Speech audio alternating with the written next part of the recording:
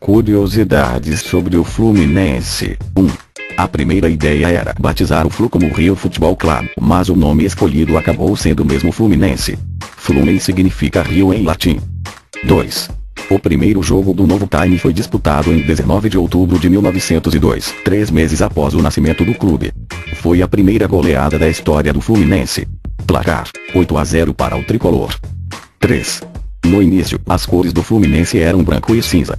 Entretanto, os dirigentes da época tinham dificuldade em encontrar camisas cinzas e resolveram substituir a cor pelo grenã. 4.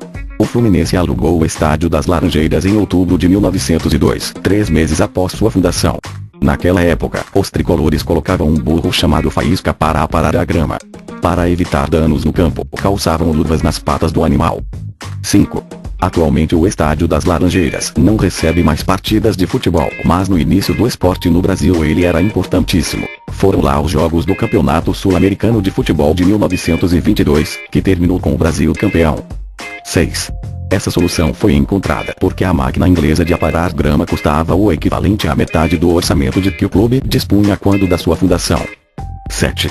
O Fluminense tem uma diferença marcante em relação aos 3 rivais do Rio de Janeiro. Foi o único dos 4 grandes a nascer voltado para a prática do futebol. Por isso, não possui regatas em seu nome oficial. 8. O legendário Marcos Carneiro de Mendonça, goleiro do Fluminense e primeiro goleiro da seleção brasileira, jogava com um laço de seda na cintura e as chuteiras cobertas de gaze. 9. Em 1905, o Fluminense enfrentou pela primeira vez o Botafogo e venceu por 6-0. Nascia assim o clássico vovô, o mais antigo do futebol brasileiro. 10. O Fluminense, já considerado um dos melhores times do Rio de Janeiro, levou o 10x1 do Corinthians, da Inglaterra, em um amistoso disputado em 1910. O brilhante futebol jogado pelos ingleses inspirou a criação do Corinthians.